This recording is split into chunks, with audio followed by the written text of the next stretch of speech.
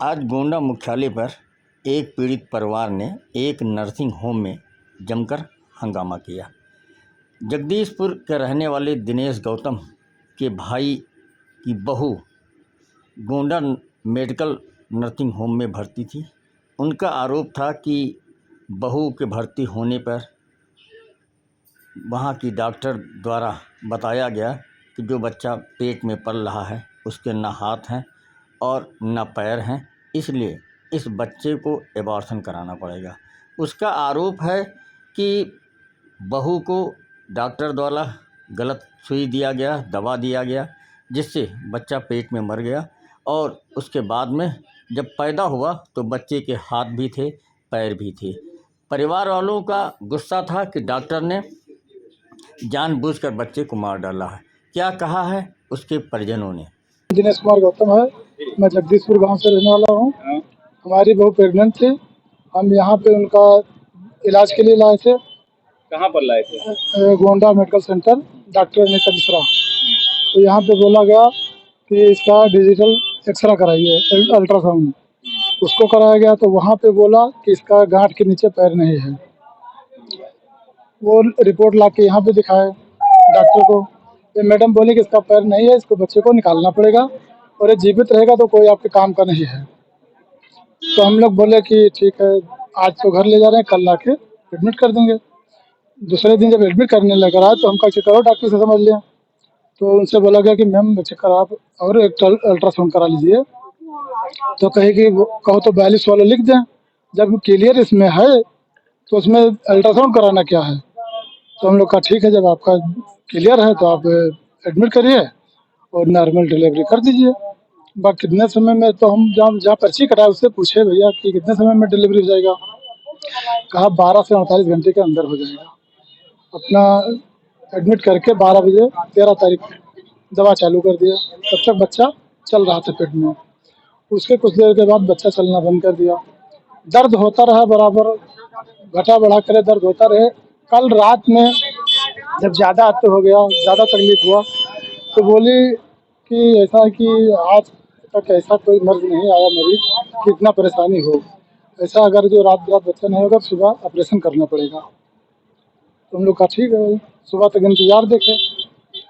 करीब 5 की 6 बजे के लमसम एक इंजेक्शन लगाया गया। कुछ दवा भी लगाए थे पहले से। तो जब दवा धीरे धीरे निकलने लगा तो ये उम्मीद हुआ कि हाँ बच्चा निकल आएगा, डिलीवरी हो जाएगा। 8 बजे के लमसम हमारे पास फोन गया, हम घर पे थे, कि बच्चा हो गया है, बच्चा जीवित नहीं है और उसका हाथ पैर दोनों सलामत है। और इनका कहने का क्या था कि जो है उसका पैर नहीं है, गांठ से नीचे नहीं है। अब क्या चाहते हैं आप? अब हम चाहते हैं कि इनके ऊपर कुछ कार्रवाई हो, ताकि आइंदा के लिए इनके लिए संकेत मिल जाए कि हाँ गलत और झूठ में क्या फर्क है। ऐसे सबको परेशान करेंगे, सबको जो नाजायज। पहले जो आप उनके द्वारा ये बताया गया था कि हाथ पैर नहीं है, मतलब पैर नहीं है। जी। और फिर जब बच्चा निकला तो उसके हाथ पैर हाँ, हाथ पैर सही सलामत है। और जो रिपोर्ट मिली वहाँ पे भी कुछ गड़बड़ी हुआ या क्या हुआ ये तो हमें नहीं पता है, तो डॉक्टर जाने वो समझे। लेकिन डॉक्टरी वैसी रिपोर्ट के हिसाब से तो दवा किए हैं।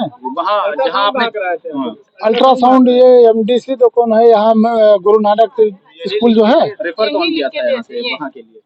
यही डॉक्टर अनीता मिश्रा। ये बताई थी वहीं जाके कराना। ये अपना जो पर्ची वर्ची बनाई होंगी वो दी थी साथ कितना में। पैसा वहाँ लिया गया? वहाँ पे 3,000 रुपये लिए गए थे जांच का। कार्रवाई चाहते हैं जी, कार्रवाई तो बहुत जरूरी है, क्योंकि आज हमारे साथ हुआ, कल दूसरे के साथ भी हो सकता है।